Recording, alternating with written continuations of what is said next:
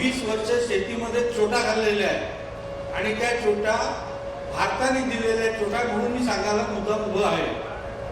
आजचा विषय पहिला जो आहे तो जमिनीचे भौतिक व रासायनिक गुणधर्म. आता जमिनीचे भौतिक व रासायनिक गुणधर्म जे आहेत ते मूलतः स्वच्छता म्हणजे पोरोसिटी, त्याच्यानंतर जमिनीचा रंग, जमिनीचा पोत, जलधारण शक्ती, आभासी घनता आणि विषुक्त घनता. त्याच्यानंतर आपल्या इथे गेले 4 ते 5 वर्ष कृषी विद्यापीठात, त्याच्यानंतर जमीन आरोग्य पत्रिका अभियान चालवण्यात आले आहे. त्याच्यामध्ये मुख्य मूलक अन्नद्रव्य, दुय्यम अन्नद्रव्य, सूक्ष्म अन्नद्रव्य. मुळात आपल्याकडे ज्यावेळेस एखाद्या शेतीला मुख्य, दुय्यम आणि सूक्ष्म अन्नद्रव्य म्हटलं जातं तर शेतकऱ्यांना त्यांना माहिती नसतं. त्यांना असं वाटतं की दुय्यम आणि सूक्ष्म अन्नद्रव्यांची भूमिका हे शेतमालाच्या उत्पन्नात नगण्य आहे. त्याच्यामुळे गेले 50 वर्ष भारतात फक्त नत्रस्फुर आणि पलाशबद्दलच बोललं जातं. मूलतः शेतीचं उत्पादन म्हणजे झाडाची वाढ हे एक चक्र आहे, एक चेन आहे. या चेन मधली कुठलीही साखळी कमी किंवा जास्त महत्वाची नसते. तसंच ही सगळी अन्नद्रव्य झाडांसाठी महत्वाची आहे. त्याच्यानंतर जमिनीचा सामू. जमिनीचा सामू म्हणजे जमिनीचा पीएच हा निर्धारित करतो की अन्नद्रव्यांचं शोषण पिकं जमिनीतून करणार आहेत की नाही, हे सगळ्यात महत्वाचं आहे. त्याच्यानंतर क्षारांचे प्रमाण. क्षारांचे प्रमाण हे निर्धारित करतं की जमिनीतला जो ओलावा आहे तो झाडात वरती जाणार आहे की झाडातला ओलावा जमिनीत खाली येणार आहे, हे पुढे येईल सगळ्या गोष्टी. त्याच्यानंतर चुन्याचे प्रमाण. चुन्याचे प्रमाण हे निर्धारित करतं की आपण जे खतं म्हणजे रासायनिक खतं विशेषतः देतो ते रासायनिक खतं पिकांना मिळणार की नाही मिळणार. त्याच्यानंतर येतं सेंद्रिय खत. सेंद्रिय खत हे जीवाणूंना राहायची जागा आहे फक्त. त्याच्या व्यतिरिक्त सेंद्रिय खताचा खूप काही मोठा भाग आहे अशातला नाही आहे. आता पिकांची एकंदर 3 वर्गवारी केलेली असते. एक क्षार संवेदनशील, त्याच्यानंतर मध्यम सहनशील आणि सहनशील. तर संवेदनशील जे आहे ते सगळे आपले कडधान्य वर्गाचे पीक आहे, उडीद, मूग, हरभरा. आता त्याच्यामुळे हरभरा हे जे पीक आहे, हरभरा विशेष करून आपण इरिगेशन मध्ये घेतो त्यावेळेस हरभऱ्याच्या पिकासाठी आपल्या इथे कधी हे सांगितलं जात नाही की आपल्याला जमिनीची गुणवत्ता काय पाहिजे आणि सिंचनाच्या पाण्याची गुणवत्ता काय पाहिजे. आपण तुरीला पाणी देतो, पण तुरीला पाणी दिल्यानंतर बरेचदा तुरीचं उत्पन्न काही भागात कमी होतं कारण पाणी क्षारयुक्त आहे आपलं. त्याच्यानंतर विशेषतः फळपिकं जी संवेदनशील आहे ती आहे संत्रा, मोसंबी. ह्याही बद्दल आपल्याला म्हणजे माझं विद्यापीठाला सांगणं आहे की जेव्हा केव्हा तुम्ही एखादं सिंचन क्षेत्रातलं पीक घ्यायला सांगाल त्यावेळेस खूप स्पेसिफिकली अगदी सोनाराच्या काट्याने तुम्ही पाण्याची गुणवत्ता सांगा. आता या आपल्याकडे दिसणाऱ्या जमिनी आहेत, या सगळ्या क्षारामुळे या अशा क्रॅक पडलेल्या आहे जमिनीला. आता ज्यावेळेस आपण सपाट याच्यावरती पीक घेतो, सपाट वाफ्यावरती पीक घेतो त्यावेळेस या क्रॅक पडल्या की त्या याची मुळं तुटतात. त्याच्यामुळे हे माझ्या शेतातलं हे हिरवं आहे पण मी हे सरीवरुंड्यावरती घेतलेलं आहे. नाहीतर या अशा जमिनी ज्याच्यावरती चुनखडा वरतून दिसतो त्याच्यामध्ये उत्पन्न घेणं शक्यच नाही आहे. ते मक्याचं पीक जे आहे ते क्षारतेमुळे जळलेलं आहे, क्षारता.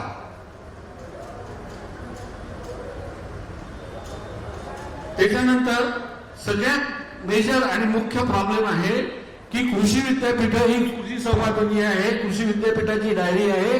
या कृषी विद्यापीठाच्या डायरीमध्ये जमिनीचा सामू 7 ते 8.5 लिहितात. आता 7 ते 8.5 म्हणजे 8.5 वजा 7 बरोबर 1.5 होत नाही.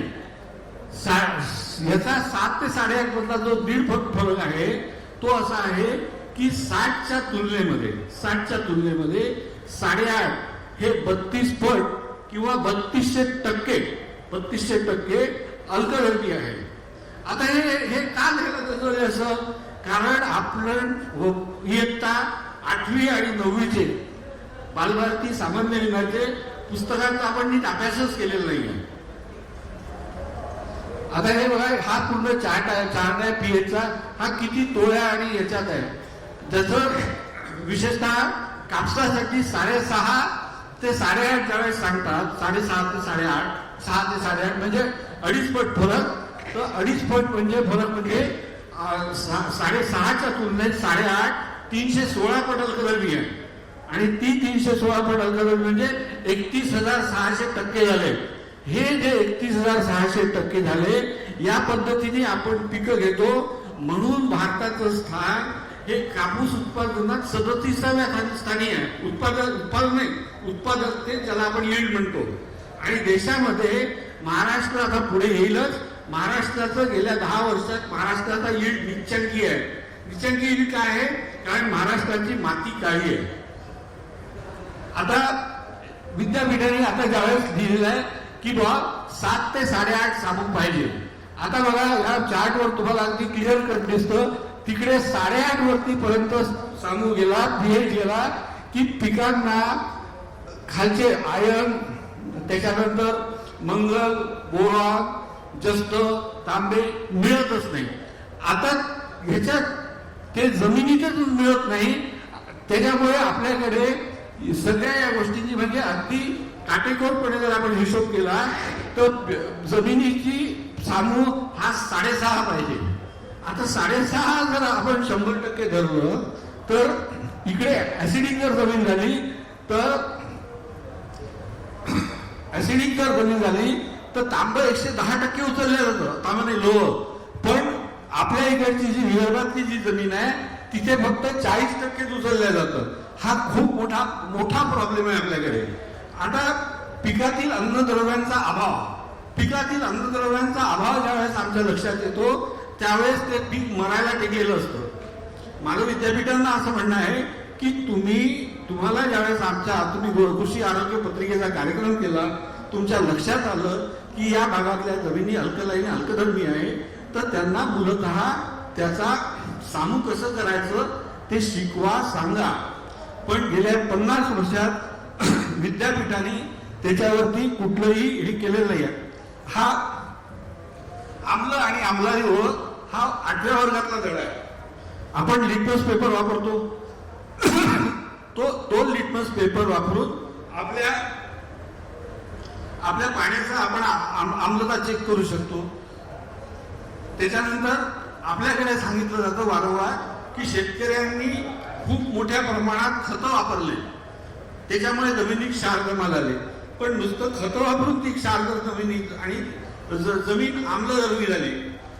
पण विदर्भातल्या एकाही ठिकाणच्या जमिनीत आम्लधर्मी झाल्याचा कृषी विभागाचा रिपोर्ट नाही आहे. याचा अर्थ सरळ आहे की शेतकऱ्याच्या खिशात पैसेच नाही आहे त्याच्याजवळ. तो रासायनिक खतं आम्हाला वापरणार कुठलं? नापिकी जी होते त्या नापिकीचे कारण आहे की कृषी विद्यापीठ, कृषी विभाग जमिनीच्या क्वालिटीनुसार खतांची शिफारसच करत नाही. हे आता एका पावसाच्या थेंबामुळे रस्त्याच्या कडेला लगेच तण उगवतो, कारण त्याचा सामू 6.5 असतो. आणि आपल्या महाराष्ट्रातला सरासरी ग्राउंड वॉटरचा समूह 8.5 आहे. म्हणजे या 6.5च्या तुलनेत महाराष्ट्रातलं ग्राउंड वॉटर किंवा सरफेस वॉटर नदी खोऱ्यांचं हे 32 पट अल्कधर्मी आहे. त्याच्यामुळे तुम्ही कितीही पाणी द्या ते झाड तजेदार होतच नाही पावसाचा. आता ह्या आरोग्य पत्रिका अभियान हे हजारो करोडो आरोग्य पत्रिका वाटल्या आहेत. हे मिशनचं हे आहे. त्याच्यानंतर दुसरं आहे हे मृत विभाग जे आहे, सॉइल टेस्ट डिपार्टमेंट जे करतं ते आहे. तिसरं जे आहे मृत परीक्षण अहवाल कृषी विद्यापीठाचा. आता हे तिन्ही अहवाल मी एका मातीच्या सॅम्पलचे एका ठिकाणी आणले तरी मला मातीचं खरं आरोग्य कळतच नाही. याचं कारण असं आहे की या जमीन आरोग्य अभियानामध्ये चुना तपासला गेला नाही जमिनीतला, कॅल्शियम तपासलं गेलं नाही आणि मॅग्नेशियमही तपासलं गेलं नाही आणि हे सोडियम म्हणजे आपल्या खायचं मीठ हे सुद्धा तपासलं गेलं नाही. त्याच्यामुळे सोडियम न तपासलं नसल्यामुळे आपल्याला हे कळतच नाही की मी जे जमिनीत बी पेरलेलं आहे ते उगवणार आहे की नाही उगवणार आहे. आता हा माझ्या जमिनीचा विशेष रिपोर्ट आहे. हे मी 250 रुपये कृषी विभागाकडे भरले, त्याच्यानंतर हा रिपोर्ट तयार केला. आता या रिपोर्ट मध्ये पहा तिकडे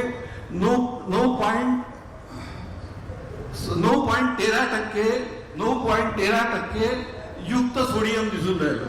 आता 9.13% युक्त सोडियम म्हणजे माझ्या जमिनीतनं पिकाची उगवण व्हायची शक्यता फार कमी आहे. त्याच्यानंतर विद्यापीठ तर ते तपासतच नाही.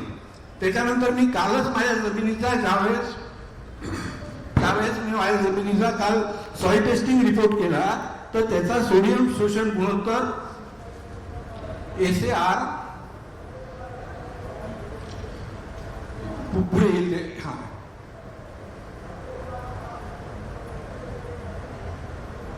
SAR 29 आला.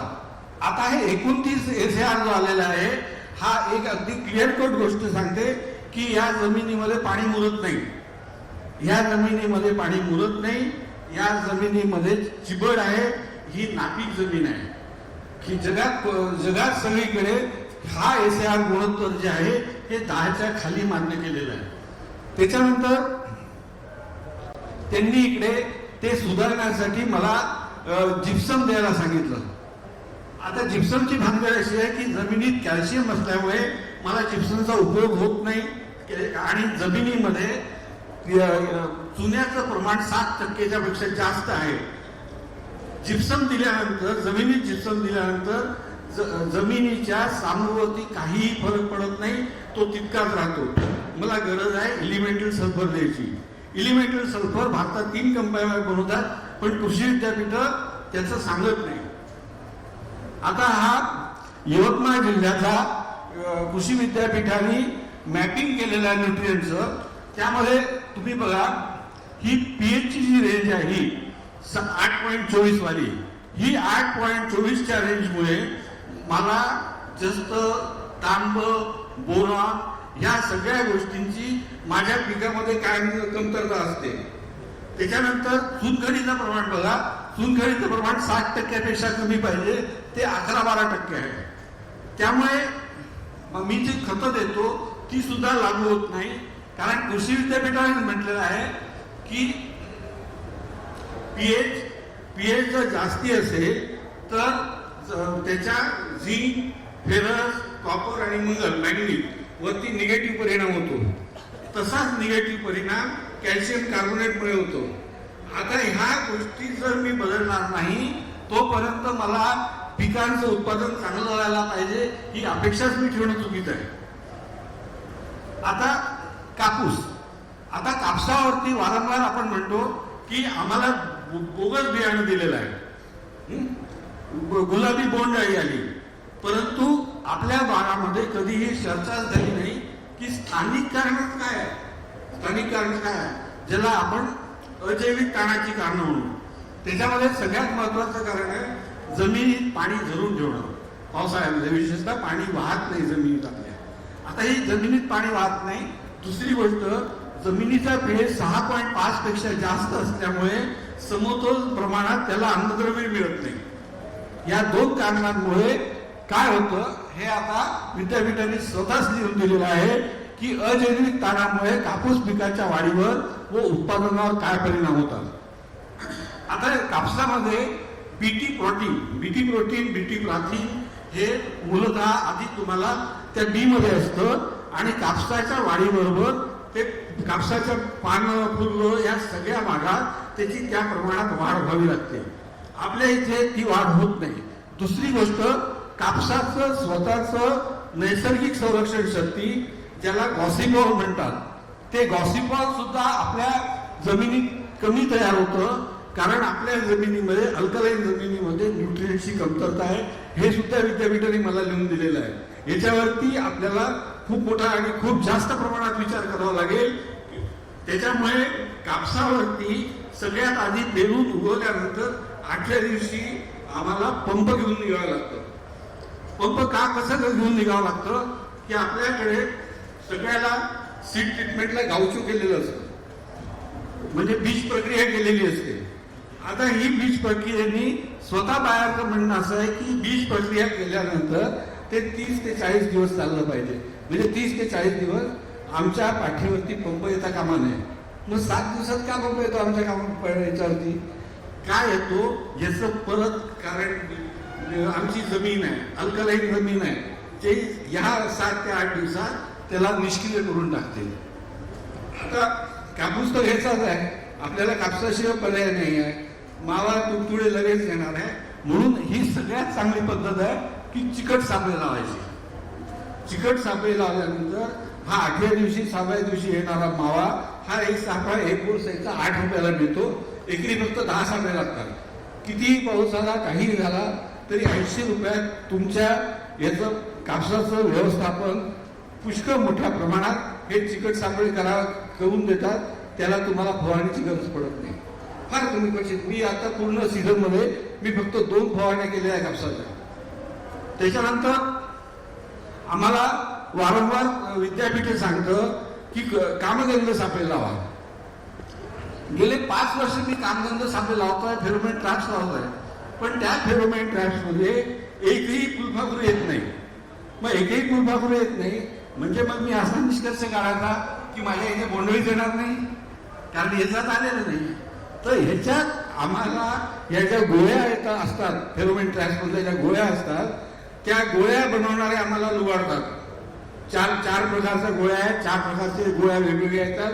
आणि या फुलपाखरांची वास घ्यायची शक्ती ही कुत्र्यापेक्षाही जास्त आहे. म्हणजे गुलाबी बोंडळीचं लिव्हर जो टाकला असेल आपण तो हिरव्या बोंडळीच्या याच्यात जात नाही. गुलाबीच्या याच्यात तुम्हाला गुलाबीचं फुलपाखरू जाईल, कारण त्याची वास घ्यायची क्षमता एवढी खूप जास्त आहे. पण हे लिव्हर आम्हाला डुप्लिकेट मिळतात, लिव्हर आमचं काम करत नाही. आता मगाशी मी जे सॉल्ट्स बद्दल बोललो, एकीकडे आपण म्हणतो की कापूस हे पीक क्षारतेला सहनशील आहे, पण इकडे बघा या कापसा म्हणजे हा आपल्या नागपूरच्या सीआर संस्थेचा रिपोर्ट आहे की कापसाच्या जन्मापासून मृत्यूपर्यंत प्रत्येक गोष्टीवरती मिठाचा परिणाम होतो. दुसरा एक प्रश्न आमच्या इथे निर्माण झालेला आहे की अमेरिकेमध्ये शेतकऱ्याजवळ किडींचं नियंत्रण करण्यासाठी वेगवेगळ्या 7 टेक्नॉलॉजी आहेत. आमच्याकडे फक्त बोलगाड ड्रोनच आहे 2006 पासून. आता या 12 वर्षात बोलगाड ड्रोनचा रेजिस्टंट येऊ शकतो आला असेल. आता तुम्ही मला सांगा, डॉक्टर लोक आपल्याला सांगतात की बाबा रे एक गोळी तुम्ही जर कायम घेतली, रोज घेतली तर त्याचा इफेक्ट नाही होतो. मग ही गोष्ट सरकारला समजत नाही का आमच्या की कापसासाठी एकच तुम्ही गोळी देऊन राहिले, तुम्ही या 6 वेळा का देत नाही आम्हाला? आणि 2006 पासून आम्हाला ब्लॉक केलं. अमेरिकेने 2017 पर्यंत गोळ्या काढलेल्या आहेत. त्याच्यामुळे अमेरिकन शेतकऱ्याजवळ हा पर्याय आहे की त्यांनी कोणत्या वर्षी कोणती गोळी वापरायची, कोणतं अँटीबायोटिक वापरायचं, कोणतं प्राथीन वापरायचं, हे जोपर्यंत या लहान लहान गोष्टी आम्हाला सांगत नाही तोपर्यंत आमच्याकडे म्हणजे उपलब्ध करून देणे सांगत नाही आपल्या देशात. कारण आजपर्यंत मी ICAR किंवा इतर कुठल्याही कृषी विद्यापीठाच्या अहवालामध्ये कधी हे वाचलेलंच नाही आहे की इतर ठिकाणी कीड नियंत्रणासाठी किती प्रकारच्या प्राचीनं आलेल्या आहेत. आपण बोलगाड ड्रोनच्या पलीकडे चाललोच नाही आहे 2006 पासून. आता सोयाबीन, आता याच्यात अगदी क्लिअर कट लिहिलेलं आहे की जमिनीत मीठ जे आहे एक्सचेंजेबल सोडियम पर्सेंटेज, विनिमय क्षम सोडियमची टक्केवारी ही जर 6% पेक्षा कमी असेल तर सोयाबीनची वाढ चांगली होते, उत्पादन चांगलं होतं आणि त्याचा उत्पादकताही चांगली असते. ती जशी जशी कमी होत जाते तसं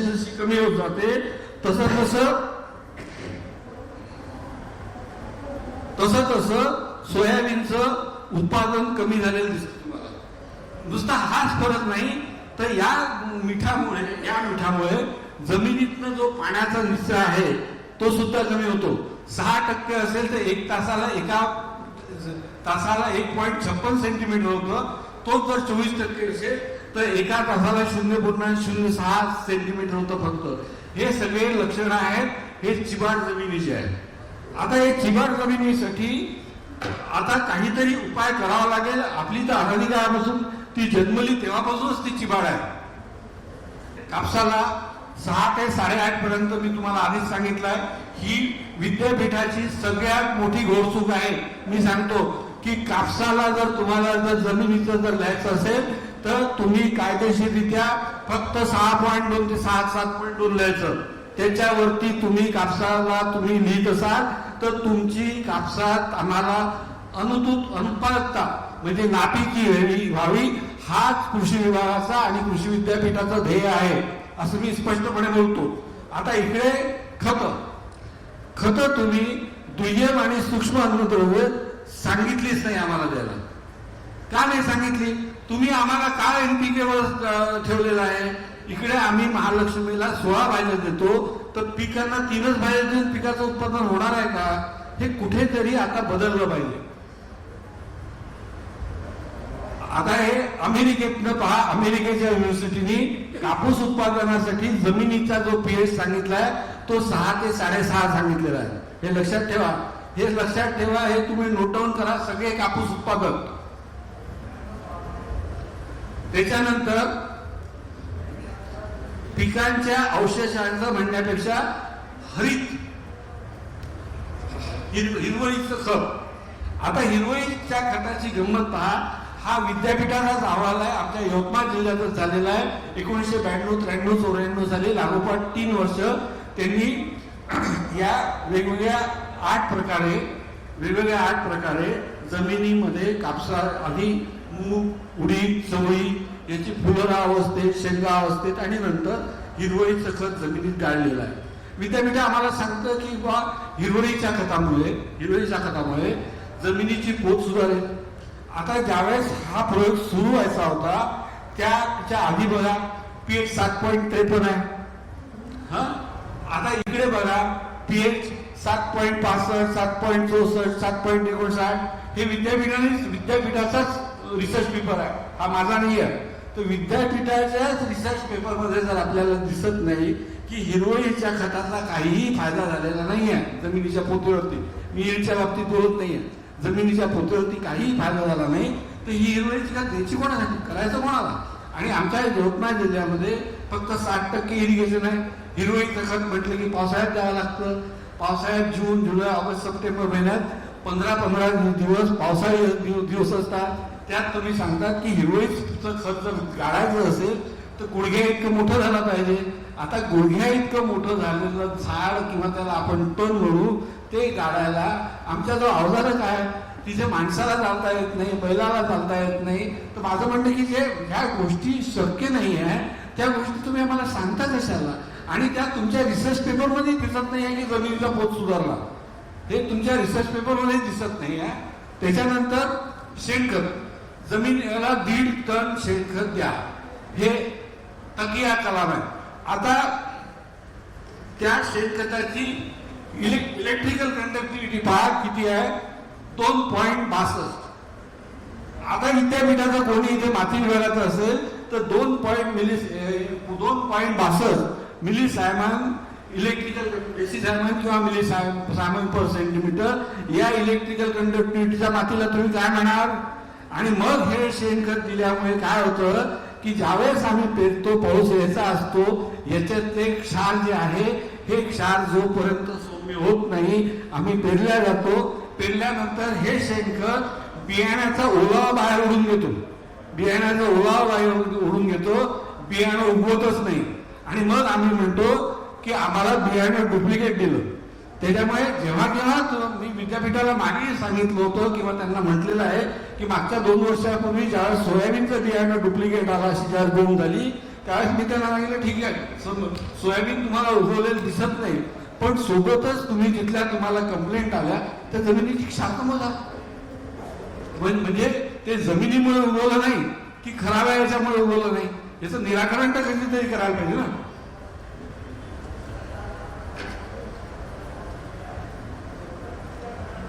आता आपल्याकडे नाडेप खताला 50% सबसिडी दिली जाते. नाडेप कंपोस्टिंग हे आपल्या इथे कृषी विभागाचा फार लाडका शब्द आहे. मेरठ विद्यापीठाला मेरठमध्ये सरदार वल्लभभाई पटेल ऍग्रिकल्चर युनिव्हर्सिटी आहे.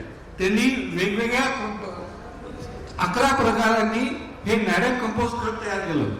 त्याच्यामध्ये त्यांनी अगदी भांगेच्या पाल्यापासून सुद्धा वापरलेलं आहे. आता ते खत तयार झाल्यानंतर हा पीएच सांगा, हा पीएच हे खत जमिनीला देण्यालायक आहे का? मग तुम्ही आम्हाला काय सांगता हे खत नाडेप खताला तुम्ही आम्हाला सबसिडी देता कशाला? थांबवा ही सबसिडी. कारण आम्हाला जर काही खत जर तुम्हाला कंपोस्ट द्यायचं असेल तर सर्वात आधी विद्यापीठांनी त्याचे स्पेसिफिकेशन लिहावे की काय काय क्वालिटीचं खत द्यायचं, किंवा असं स्पष्ट शब्दात लिहावं की शेणखत असो, गांडूळ खत असो किंवा अन्य कुठलंही सेंद्रिय खत असो, त्याची तपासणी केल्याशिवाय, प्रयोगशाळेत तपासणी केल्याशिवाय तुम्ही देऊ नका.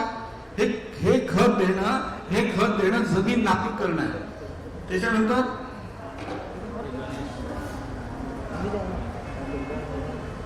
युरिया. आपल्या देशात विद्यापीठ धरले उठलं का युरिया द्यायला सांगतात. इकडे काय म्हणतं बघा, जमिनीचा सामू 7.5 पेक्षा जर जास्ती असेल तर त्या युरियाचं जलीय अपघटन होतं, तो निष्क्रिय होतो आणि त्याचं रूपांतर नत्र स्वरूपातून या वरती उडून जातो, तो पिकांना मिळत नाही आणि पर्यावरणाचं प्रदूषण करतो. आम्ही त्याला निंबोळी अर्क लावतो. खूप आपल्याकडे गाजावाजा करून तो निंबोळी अर्क आलेला आहे. त्याच्यावरती ज्यावेळेस मी निंबोळी फवारणीबद्दल बोलणार आहे त्यावेळेस तुम्हाला निंबोळी अर्काचा कसा प्रॉब्लेम आहे तो तुम्हाला कळेलच.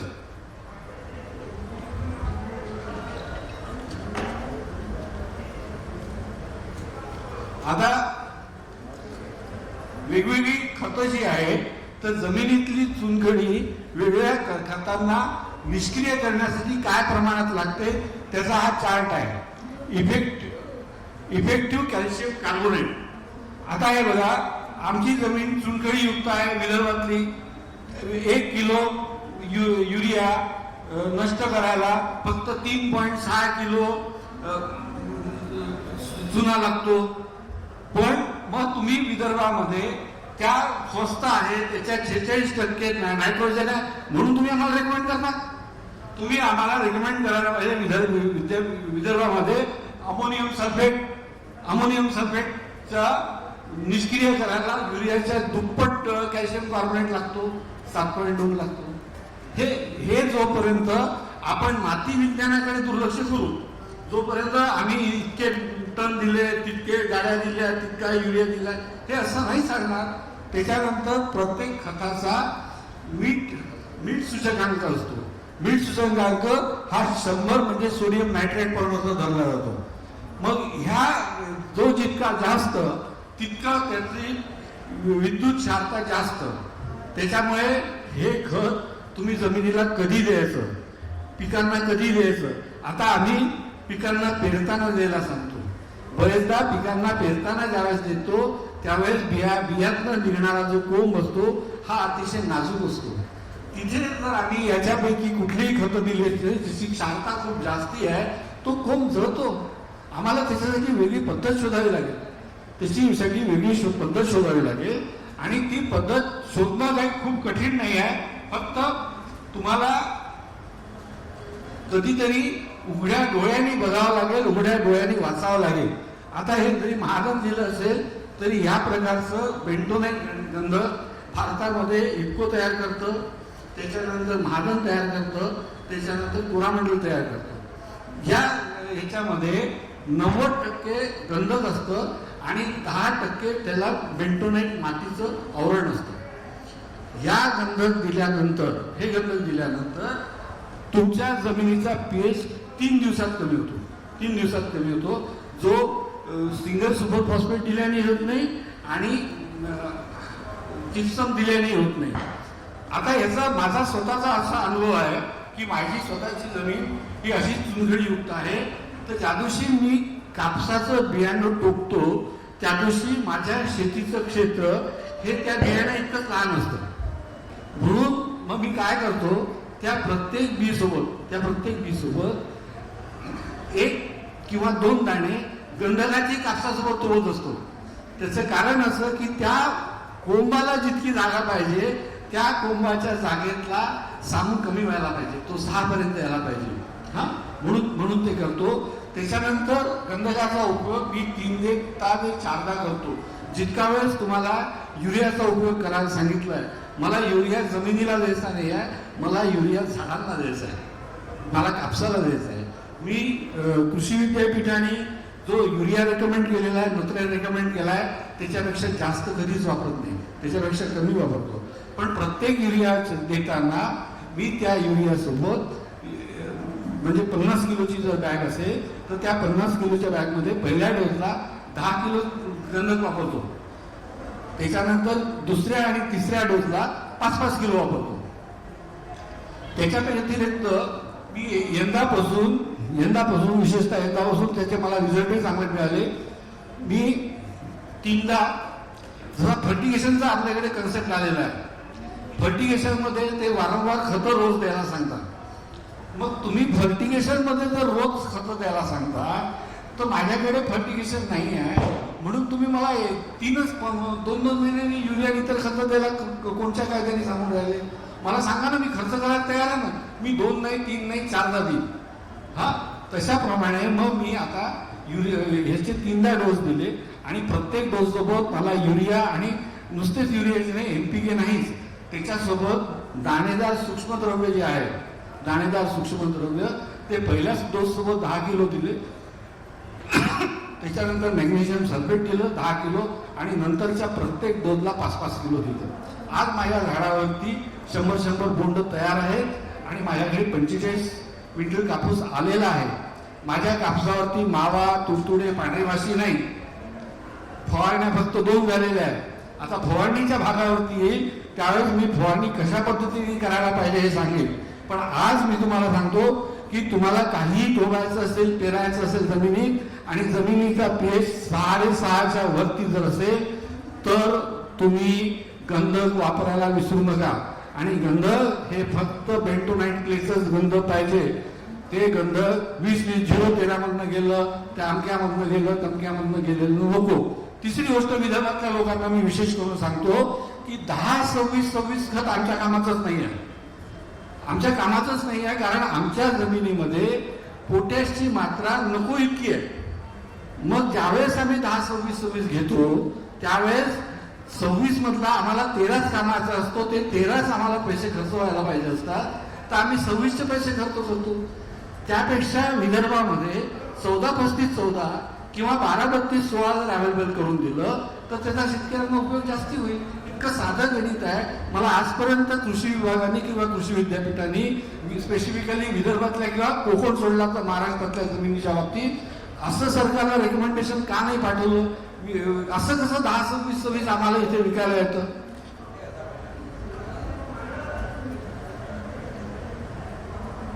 त्याच्यानंतर IARI, Indian agriculture research institute, ज्यांना कोणाला शेती करायची आहे, ज्याला कोणाला शेती करायची आहे त्यांनी ही 40 रुपयाची बाटली आणावी. ती ऍक्च्युअल किंमत त्याची 20 रुपये आहे. ती अमेझॉनवरती 40 रुपयाला मिळते. ह्या 40 रुपयाच्या एका बाटलीत इतकी ताकद आहे की तुमची स्वतःचीच नाही तर तुमच्या गावाची, देशाची, सगळ्यांची एका बाटलीने तुम्ही जमीन सुधारू शकता. हिच्यात काय करायचं आहे फक्त की 200 लिटर पाण्यामध्ये ही एक डब्बी आणि 3 किलो गुळ मिसळायचा आहे. हा दिवसातून 2-3दा क्लॉकवाईज आणि 2-3दा अँटी क्लॉकवाईज असा 6-7 दिवस मिसळल्यानंतर आपल्याला त्याच्यातनं चांगल्यापैकी देशी दारूचा वास यायला लागतो. तो वास आला की समजायचं हे तयार झालेलं आहे. सोयाबीनला आपण सोयाबीनचं बियाणाला वापरू शकत नाही, पण मी कापूस आणि तुरीचे दोन्हीचे बियाणं याच्यात भिजवून लावतो. हे IARI रेकमेंड केलेलं आहे.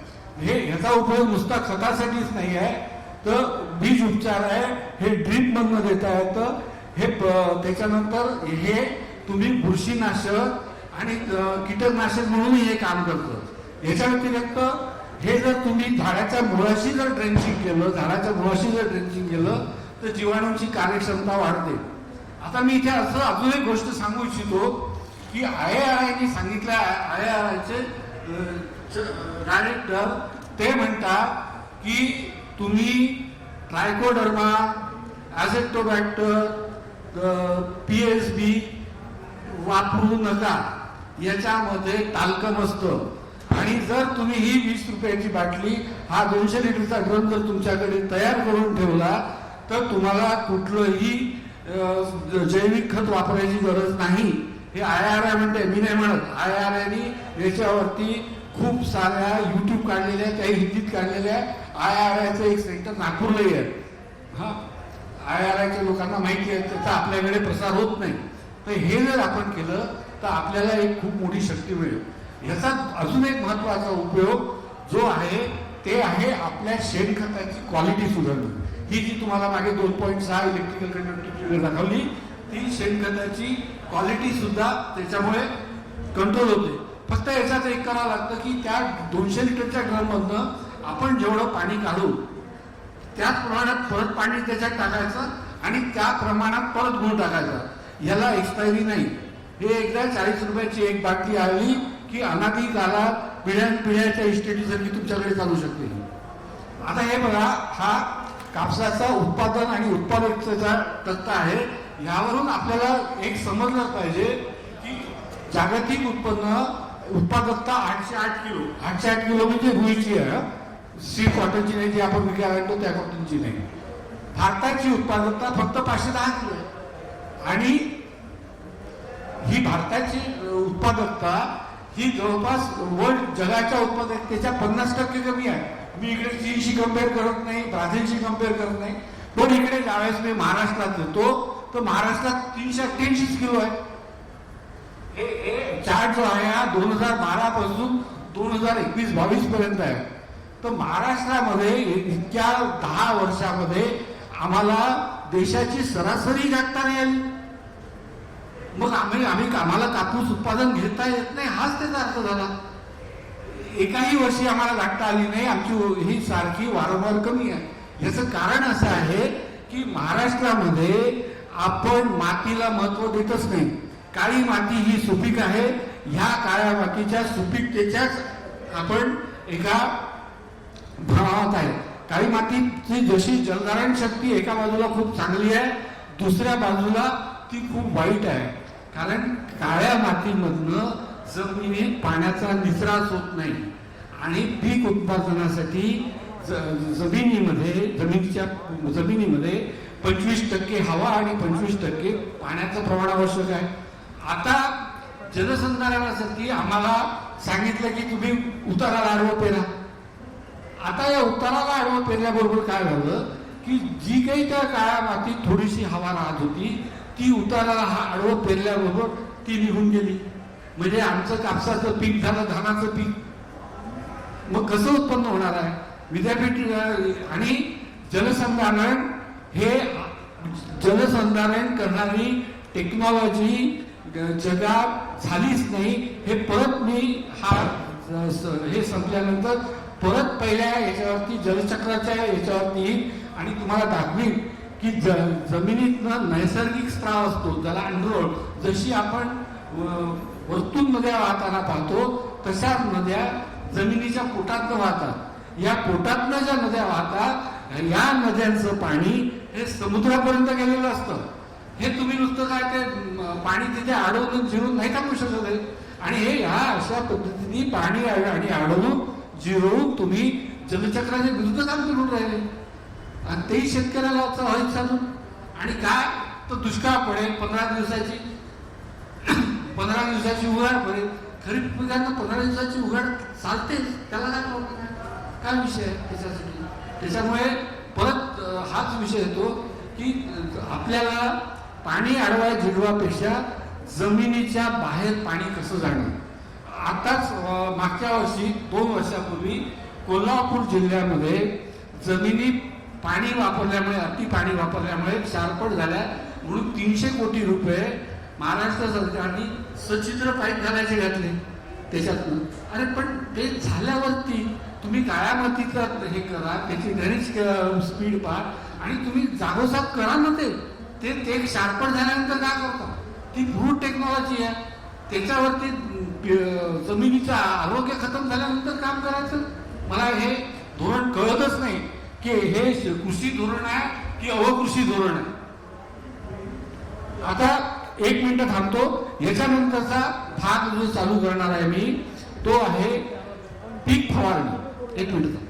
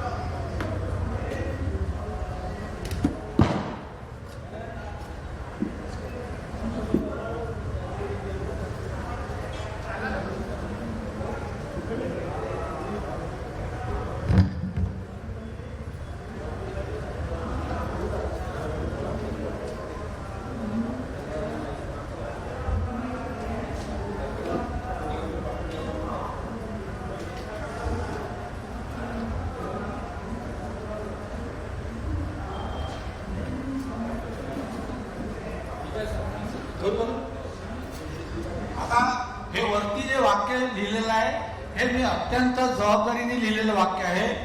शेतकऱ्यांच्या आरोग्य व आर्थिक नुकसानीसाठी भारतीय कीटकनाशक नियम 1971 अध्याय 5 पॅकिंग व लेबलिंग जबाबदार आहे.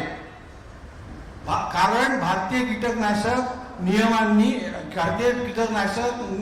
1971 यांनी फवारणीच्या म्हणजे फवारणी नाही सॉरी कीटकनाशकाच्या डबा पाकिटावरती कोणत्या पीएचचं पाणी वापरायचं हे नमूदच केलेलं नाही आहे.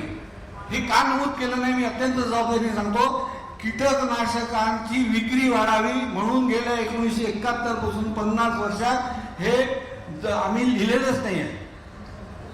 कीटकनाशक जे आहे कोणतंही कीटकनाशक असो हे अल्कलाईन पाण्यात त्याचा पीएच 7 पेक्षा अधिक जास्त असतो, तो त्याच्या वेगाने निष्क्रिय होतो. तो पुढे मी दाखवणार तुम्हाला भूलसहित कसा निष्क्रिय होतो. शेतकऱ्याला अशा प्रकारच्या अल्कलाईन पाण्यामध्ये कीटकनाशक फवारल्यानंतर त्याचे परिणाम मिळत नाही. तो मात्रा जास्त वापरतो, हे त्याच्याजवळ खूप पैसे आले किंवा व्यापारी श्रीमंत व्हावा म्हणून नाही. मग हा ज्यावेळेस तो वापरतो त्यावेळेस फवारणी करणाऱ्याच्या आजूबाजूची हवा विषारी होते आणि त्या विषारी हवेचं श्वसन केलं की त्याचं आरोग्य आणि आर्थिक या दोन्ही गोष्टीचं नुकसान होत असतं. मुळात भारतीय कीटकनाशक मंडळ जे आहे दिल्लीला ते दिल्लीला बसलेल्या मंडळांनी विष विज्ञान टॉक्सिकोलॉजी विज्ञानाचा मूलभूत अभ्यास करावा आणि तो मूलभूत अभ्यास केल्यानंतर जे काही 4-5 हजार त्यांनी कीटकनाशक बुरशीनाशक वगैरे काय केले त्याचं काय करायचं, त्याच्या प्रत्येकाची हायड्रोलिसिस मोजा, आपल्या भारतातलं पाणी कोणतं आहे. आता याच्यात गंमत अशी आहे की हे जे मात्रा जी रेकमेंड करतात ही मात्रा डिस्टिल वॉटरमध्ये टेस्टिंग करून रेकमेंड करतात. Distil water. हा आता येऊ आपण डिस्टिल वॉटरवरती.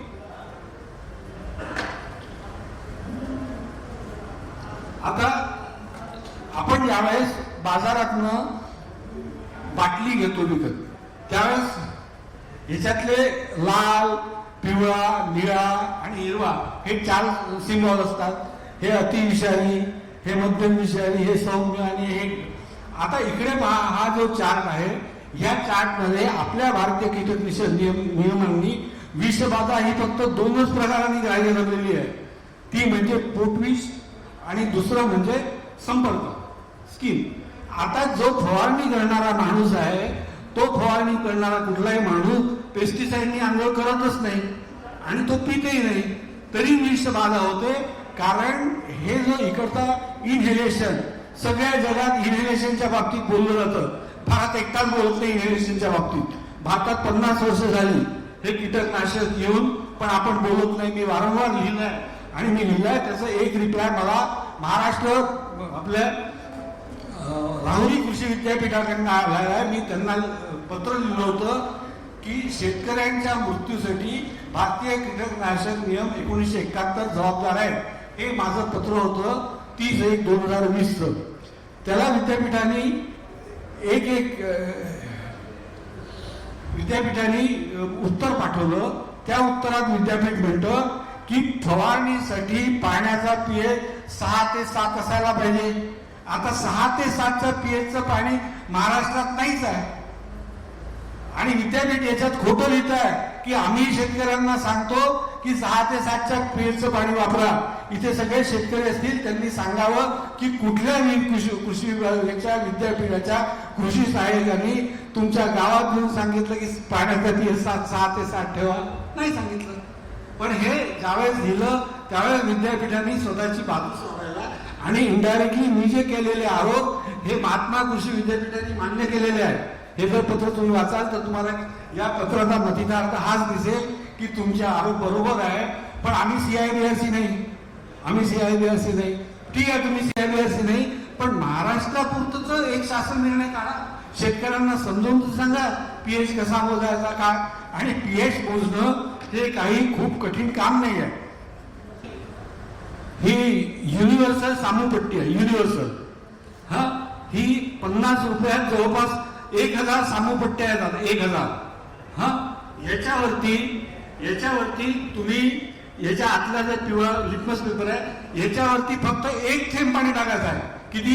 1 थेंब पाणी टाकल्याबरोबर ह्या रंगाशी मॅच होणारा जो पीएच येईल तो तुमच्या पाण्याचा पीएच झाला.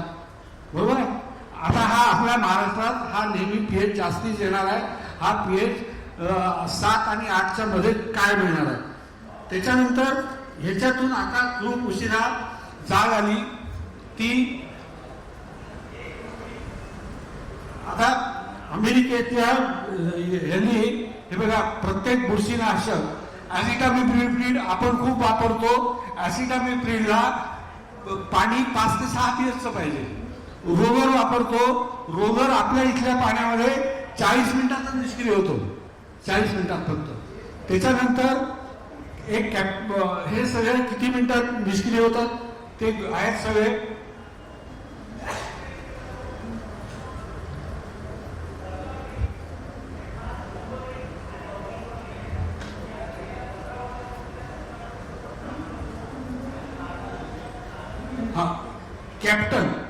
कॅप्टन वरती आता बंदी आली आहे. कॅप्टन 8 पीएचच्या पाण्यामध्ये 10 मिनिटात निष्क्रिय होतं. 10 मिनिटं फक्त. 10 मिनिटं.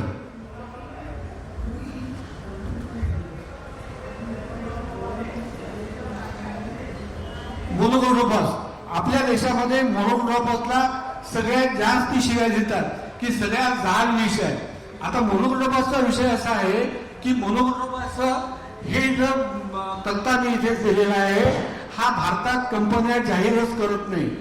या तक्त्यामध्ये 1000 लिटर हवेमध्ये 1000 लिटर हवेमध्ये फक्त 63 मिलीग्रॅम 1 ग्रॅम बरोबर 1000 मिलीग्रॅम असतं. म्हणजे 63 मिलीग्रॅम म्हणजे 0.0063 ग्रॅम इतके जर अंश असतील मोनोक्रोटोफॉसचे आणि ते जर उंदरांनी टेस्ट ॲनिमल उंदीर आहे त्या टेस्ट ॲनिमलनी 4 तास जर त्याचं श्वसन केलं तर त्याची मरायची शक्यता आहे. मग हे एवढं जहाल मी ज्यावेळेस आम्ही भारतात विकतो त्यावेळेस त्याचा सामू आम्ही सांगत नाही. स्वतः मोनोक्रोटोफॉसवाल्यांनी लिहिलंय की 7च्या वरती जर पाण्याचा सामू गेला त्या द्रावणाचा सामू गेला तर 7 ते 8 झालं ते 10 पटीने निष्क्रिय होईल आणि 8चं 9 झालं ते 100 पटीने होईल.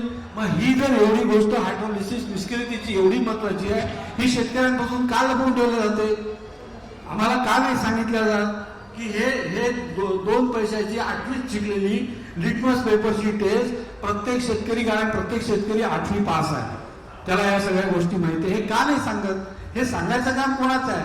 आमच्या विस्फोरणात जरी काही गोष्टी केल्या असतील तरी हे काम सांगायचं काम कृषी विभागाचं आहे. आता सगळ्यात हॉरिबल गंमत कृषी विद्यापीठाची. कृषी विद्यापीठ आम्हाला सांगतं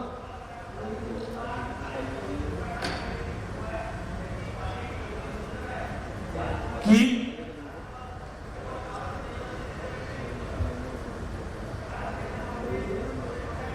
उशिरा पेरणी केलेल्या सोयाबीन व कपाशी पिकावर फुलोरा अवस्थेत 2% युरिया फवारणी करावी. सोयाबीनच्या शेंगा भरण्याच्या अवस्थेत 2% 19-19 पाण्यात विरघळणारे खत फवारणी करावे. कापसाची बोंडे भरण्याच्या अवस्थेत 3% DAP ची मात्रा 200 ग्रॅम 10 लिटर पाण्यात फवारावी. हे कशाच्या भरोशावर तुम्ही सांगितलं, का सांगितलं?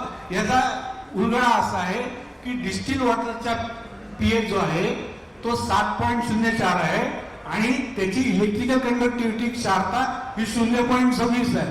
त्याच्यात 2% युरिया मिसळल्याबरोबर ही चौपट वाढते क्षारता, त्याची ती 1.04 होते आणि DAP मिसळल्यानंतर ती 20 पट वाढते क्षारता, 20 पट 20 टाइम्स आणि 19-19 मिळाल्यानंतर ही 15 पट वाढते. आता हे वाढल्यानंतर आमची जी नाजूक बोंड आहे, नाजूक कळ्या आहेत, या जळतात. याला फर्टिलायझर बर्न म्हणतात. दुसरी गोष्ट, कृषी विद्यापीठ आणि कृषी विभागाचा लाडका, मी लाडका शब्द वापरतोय बरोबर, निंबोळी अर्क. निंबोळी अर्क तयार करण्याची पद्धत: 5 किलो निंबोळी चुरा 9 लिटर पाण्यात फवारणीच्या आदल्या दिवशी सायंकाळी भिजत टाकावा. तसेच 1 लिटर पाण्यात 200 ग्रॅम साबणाचा जुना भिजत टाकावा. दुसऱ्या दिवशी सकाळी निंबोळीचा अर्क फडक्यातून चांगला गाळून घ्यावा. या अर्कात 1 लिटर पाण्यात तयार केलेल्या साबणाचे द्रावण मिसळावे. म्हणजे विद्यापीठाचं अझम्पशन काय की संपूर्ण भारतामध्ये निंबोळी अर्कात ॲसिक्टिरिन नावाचं जो विष असतं ते संपूर्ण भारताच्या निंबोळ्यामध्ये एकाच प्रमाणात तयार होतो. हा कुठला अझम्पशन आहे? त्याच्यानंतर एका अतिशय महत्वाच्या गोष्टीकडे विद्यापीठांनी दुर्लक्ष केलं आहे किंवा आपल्याला ते सांगत नाही. हे जे आहे म्हणजे संयुक्त राष्ट्र संघाची अन्न उत्पादन व कृषी संघटना, ही संघटना काय म्हणते की हा निंबोळी अर्क जर 4 pH पाण्यात टाकला तर हा 10.7 दिवस राहतो. हा 10.7. जर तो 7 pH पाण्यात, जे नॉर्मल पाणी आहे डिस्टिल वॉटरचा जो आहे, तर त्याच्यात 4.8 दिवस राहतो. पण आमच्या विदर्भातलं पाणी जे 8 pH आहे त्याच्यात 0.96 दिवस, म्हणजे फक्त 23 तासात निष्क्रिय होतो. तो आमच्या इथे तयारच होत नाही. जी गोष्ट आमच्या इथे तयार व्हायची शक्यताच नाही आहे ती आम्हाला फवारायला सांगतात. ही सगळे आकडारी आणि ही साईट जी आहे, ही साईट तुम्ही पाहून घ्या. त्याच्यावरती निंबोळी अर्काची सगळी गुणवत्ता लिहिलेली आहे. का असं करता? का माझा तुम्ही असं नादी लावता?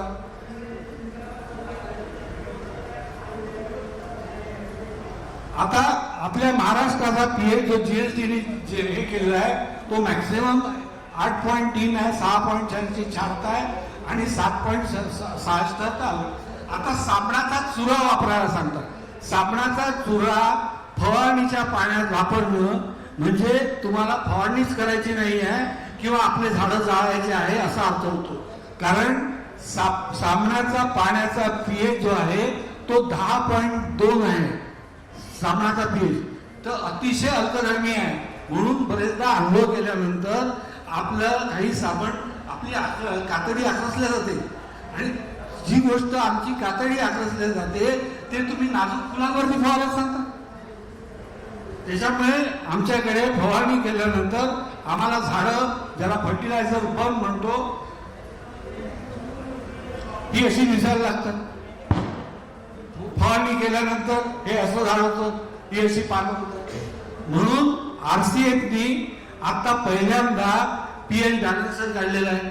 RCF म्हणतं की 1 लिटरला 1% फवारणीच्या पाण्याचा pH हा 5.5 ते 6.5 दरम्यान असायला पाहिजे आणि त्याच्यावरती पट्टी आहे आणि मी ते हे दाखवतो तुम्हाला. 1 मिनिट.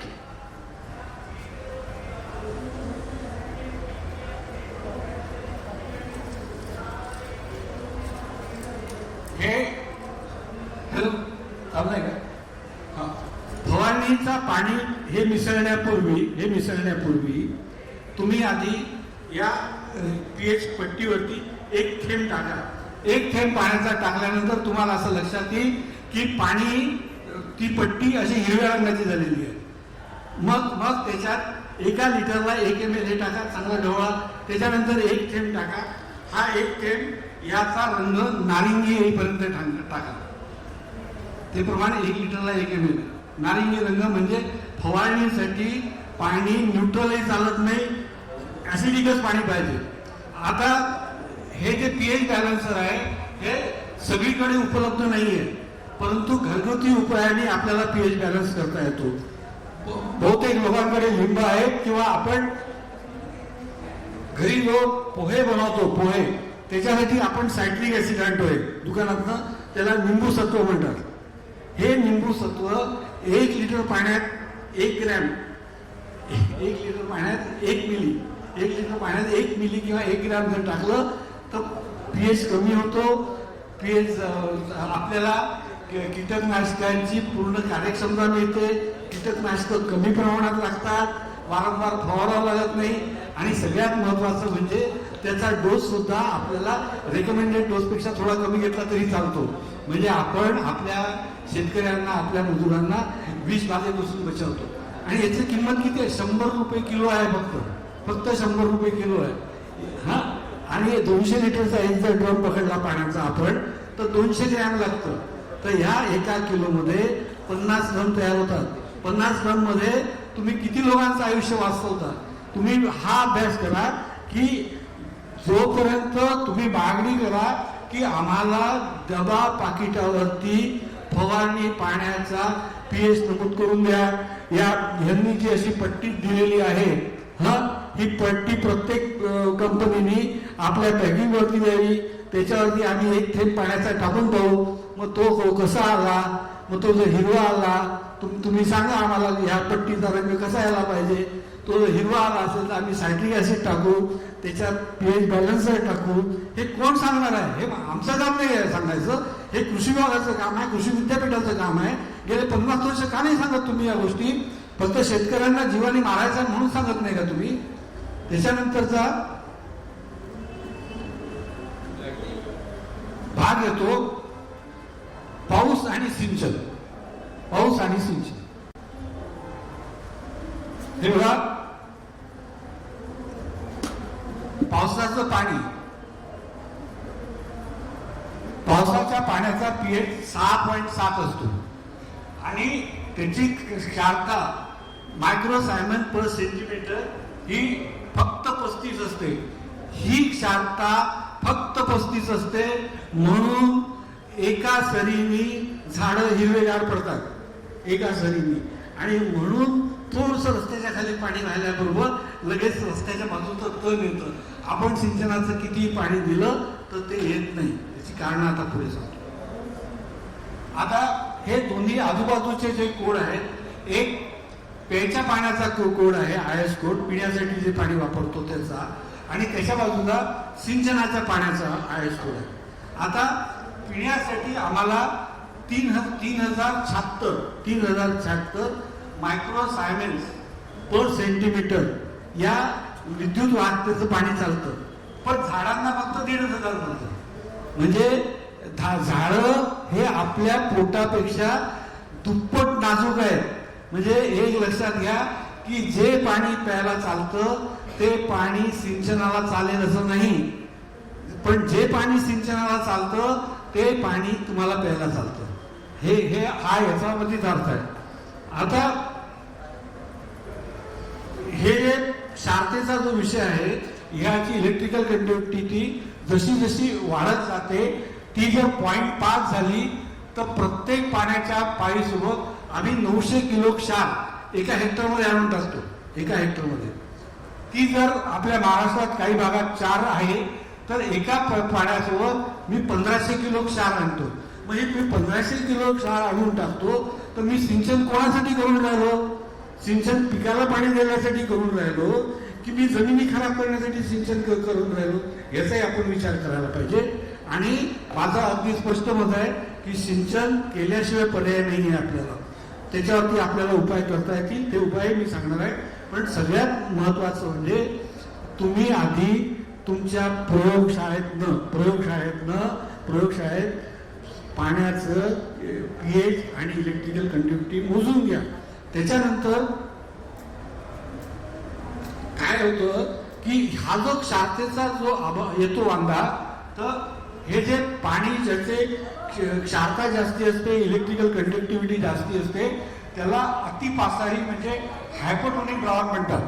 हे हायपोटोनिक द्रावण काय करतं की बियाणे असो, झाड असो किंवा माणूस असो, यांच्या शरीरातला ओलावा बाहेर ओढतो. हा ओलावा बाहेर ओढल्यामुळे आपल्याला बऱ्याचदा बियाणं उगत नाही आपलं. आपण म्हणतो की बा त्यांना डुप्लिकेटच दिलं. तर ही म्हणून म्हटलं मी की क्षारता मोजायला पाहिजे. काही समपसारी जर असलं तर अनेक दिवस बियाणं जे आहे ते तसंच पडून जातं, ते फुगतही नाही, काहीच होत नाही त्याला. आपल्याला पावसाळ्यात एक गोष्ट लक्षात येते की आपले दरवाजे जे आहे हे काही आपण पावसात नेऊन ठेवले नसतात, पण पावसाळ्यात ते दरवाजे फुगतात. ते का फुगतात की आर्द्रता जी असते, हवामानातली आर्द्रता, ह्याच्यामध्ये क्षार नसतातच आणि ते दरवाजातले क्षार त्या हवेतल्या आर्द्रतेला आपल्याकडे ओढून घेतात. हे आयसोटोनिक लिक्विड आहे म्हणून ते दरवाजे फुगतात आणि म्हणूनच हे आयसोटोनिक लिक्विड जर असेल तर आमचे बियाणे फुगतं आणि त्याचं अंकुरण होतं. पण हे जर आमचं जर त्या जमिनीत जर हे जर असेल तर सगळ्या गोष्टीचे वांदे तयार होतात. त्याच्यामुळे आम्हाला पाण्यात मातीचा क्षारता, पाण्याची क्षारता ही अगदी काटेकोरपणे मोजणंच आवश्यक आहे. हे जोपर्यंत आम्ही मोजत नाही, या बारीक गोष्टीकडे जोपर्यंत आम्ही लक्ष देत नाही, तोपर्यंत आम्ही नापिकीच्या बाहेर येऊ शकत नाही. आता ही क्षारता मला 250 पेक्षा कमी पाहिजे. 250 पेक्षा कमी. हे बघा, माझ्या यवतमाळ जिल्ह्यातले ही क्षारता पहा 2650, 10 पट जास्ती. इथे 4332, 15 पट जास्ती. आता ह्या पाण्याने जर मी इरिगेशन केलं तर मला उत्पादन कसं होणार आहे? मग हरभऱ्यासारखे पिकं माझ्या इथे मुगाच्या डाळीसारखे तयार होतात, कारण ते क्षारतेला अतिशय संवेदनशील आहे. पण हे कुठलंही पाण्याचं सॅम्पल पिण्याच्या पाण्यासाठी नापास झालेलं नाही आहे. आणि जे काळ्या ब्लॉकमध्ये जे पिण्याच्या पाण्यासाठी नापास झालेले जे सॅम्पल आहे ते पाण्याच्या हार्डनेसमुळे नापास झालेले आहे. क्षारतेमुळे एकही सॅम्पल नापास झालेलं नाही आहे. माझ्याजवळ GSDAचे यवतमाळ जिल्ह्याच्या प्रत्येक तालुक्यातले 10 विहिरींचे असे रिपोर्ट्स आहे की म्हणजे एक जर आम्ही आमच्या यवतमाळचाच जर अभ्यास केला तर यवतमाळमध्ये जितक्या सॅम्पल्स GSDAने तपासले आहे त्यापैकी जवळपास 35-65% सॅम्पलची क्षारता 250 पेक्षा जास्त आहे. आता याच्यासाठी मग इलेक्ट्रोमॅग्नेटिक हे आलेलं आहे.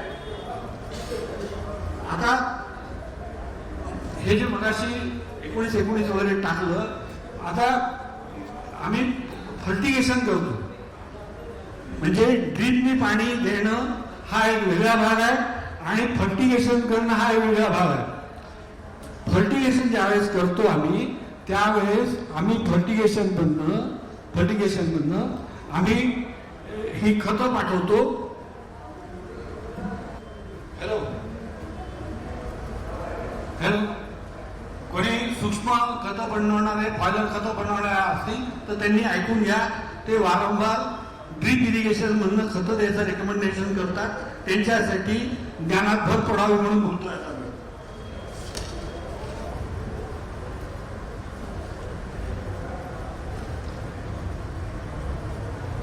पोटॅशियम नायट्रेट 13,045 काय प्रमाणात टाकून राहिलो मी?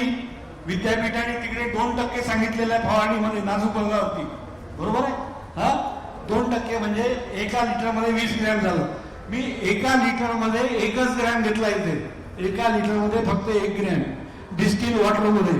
आणि या वेगवेगळ्या खतांच्या क्षारतेची तपासणी केली तर अमोनियम सल्फेटला ही 1.06 आली.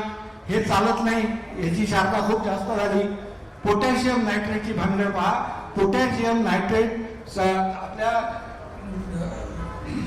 डिस्टिल वॉटरचा pH फक्त 7 असतो. हे पोटॅशियम नायट्रेट 13,045 टाकल्याबरोबर ते अल्कलाईन झालं, त्याचा pH 8.5 झाला. आणि इकडे एक शारदाही वाढली, म्हणजे मग आम्ही पोटॅशियम नायट्रेट झाडं जाळायला फवारायचं का?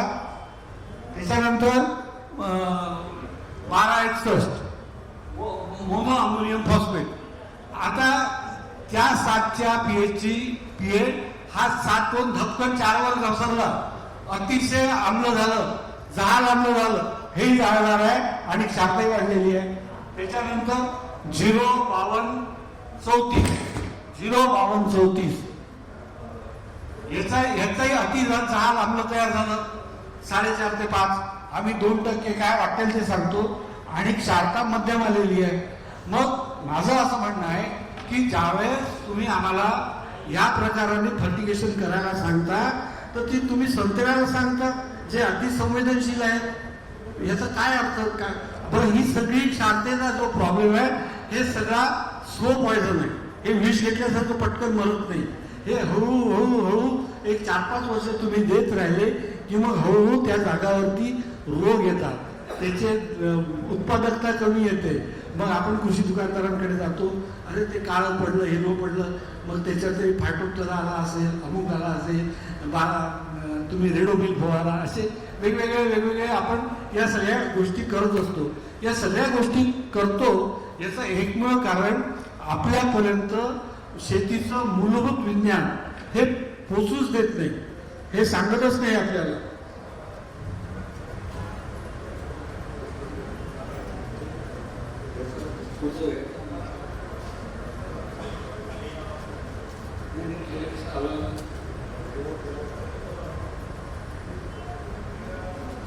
त्याच्यानंतर आता ही क्षारता कमी करण्यासाठी हे म्हणजे जरी मी जाहिरात करत नाही जंतूची, मला त्याचं लिफलेट मिळालं म्हणून मी ते लावलेलं आहे. हे इलेक्ट्रोमॅग्नेटिक इन्स्ट्रुमेंट आहे. हे आपल्या पंपाच्या डिलिव्हरी पाईपला लागतं आणि त्याच्यातलं 2 वायर आपल्या स्टार्टरमध्ये लागलेले असतात. ज्यावेळेस आपण पंप चालू करतो त्याच्यानंतर हे क्षारयुक्त पाणी त्याच्यातून पास होतं. ते तसं इलेक्ट्रिकल कंडक्टिव्हिटी डायरेक्ट कमी करत नाही, पण क्षारांचे जे कण आहे ते क्षारांचे कण ते तोडतात, ते मायक्रोमध्ये तयार करतात. त्याच्यामुळे ही जे क्षार आहे हे जमिनीत साठून राहत नाही, हे जमिनीतनं निघून जातं. आता ह्या ज्या गोष्टी आहे या गोष्टींचा जोपर्यंत आम्ही मूळ माती आणि जलविज्ञान याची मूलभूत माहिती जोपर्यंत आम्ही घेत नाही, आम्हाला ज्ञात होत नाही, तोपर्यंत आम्ही नापिकीच्या बाहेर येऊ शकत नाही. आणि ही माहिती कुणी असतील कृषी विद्यापीठांनी त्यांनी परत लिहावं, परत आपल्या डायऱ्या नवीन लिहाव्या. 50 वर्षापासून तेच कॉपी पेस्ट करू नये एवढी माझी नम्र विनंती आहे. आता थांबवतो. ओके, धन्यवाद. आताच यवतमाळचे शेतकरी श्री मिलिंद दामले यांनी जमीन, पाणी आणि फवारणीचे पाणी या विज्ञानाबद्दल जी माहिती दिली ती अतिशय उपयुक्त होती. तर मित्र विज्ञानाचा वर्ग 8 ते MSc पर्यंतचा टॉपिक होता. तो फार कमी कालावधीमध्ये करावा लागल्यामुळे बरेचसे विषय ओव्हरलॅप झाले किंवा पटापट संपत गेले. परंतु कोणतीही जमीन जगातली पिकाच्या लायक नसते, त्याला बनवावी लागते. प्रत्येक जमिनीत दोष असतात. काळ्या जमिनीतले दोष जसे पाण्याचा निचरा होणे आहे, होत नाही लवकर, तो दोष आहे. सरीवरंबा पद्धत आहे. आणि काळ्या जमिनीत जास्तीत जास्त क्षार अडकून असतात, त्याच्यासाठी सल्फर वापरणे आहे. सरीवरंबा आहे, सल्फर वापरणे आहे. तसेच तुमचं जे फवारणीचं पाणी आहे, कोणतंच पाणी फवारणीच्या लायकीचं नसतं, त्याला करावं लागतं. कारण की सरकार जे औषधी फवारणीचे जे डोजेस सांगतात हे डिस्टिल वॉटरमध्ये मोजून त्याचे डोजेस सांगतात. परंतु आपल्या शेतातलं पाणी हे अल्कलाईन असतं, म्हणजे खारं असतं प्यायला. त्यामुळं प्रत्येक 15 लिटरच्या पंपाला 15 ग्रॅम सायट्रिक ऍसिड लिंबू सट टाका किंवा pH बॅलन्सर येतं आजकाल असेल तर ते वापरा, जेणेकरून जे तुमचं औषधाचं जे क्रियाशीलता आहे जे 24 तासात संपते ती 20 ते 25 दिवस टिकून राहते. त्यामुळं तुम्हाला जे वारंवार कपाशीवर, मिरचीवर जे फवारणी घ्यावे लागतात, जे तुम्हाला 24 तासात किडी मारल्यानंतर दुसऱ्या किडी तयार होतात. तर तुम्हाला आम्ही जेव्हा यांनीच जे तत्वज्ञान म्हणजे तंत्र आम्ही शेतात वापरलं, तेव्हा जास्तीत जास्त 2 ते 3 फवारणीत कपाशीचं एकरी 10 क्विंटल पीक आलेलं आहे. आणि कमी सल्फर दिल्यामुळं आम्ही कमी खतामध्येच, रासायनिक खतामध्ये चांगलं उत्पन्न घेत आहोत. प्लेन जमिनीवर पेरण्यापेक्षा सरीवरंबा केल्यामुळे सुद्धा उत्पादन वाढलेलं आहे. आणि इलेक्ट्रिकल कंडक्टिव्हिटीचा प्रयोग यावर्षी केला आम्ही. शेंडे खुडले झाडाचे 10 ते 13 फांद्यापर्यंत. तर जिथे 25 गोंड यायचे त्या झाडावर तिथे 100 गोंड आलेले आहे. तसेच जे ओलिताचं पाणी आहे शेतातलं, ते विहिरीचं जे पाणी आहे हे सुद्धा खारं असतं. त्याला आजकाल हे आलेले आहे, कोणतं काय होतं, इलेक्ट्रोमॅग्नेटिक एक 45-50 हजाराचं हे आलेलं आहे तुमच्या पाईपलाईनला. तुमचे जे क्षार आहे त्याला बारीक बारीक कणात ते डिव्हाइड करतात आणि लिचिंग होते, ते मुरून जातात. म्हणजे काळ्या मातीचे जे दोष आहे हे सेंद्रिय शेतीवाले म्हणतात की खतं वापरल्यामुळे जमीन नापीक झाली आहे.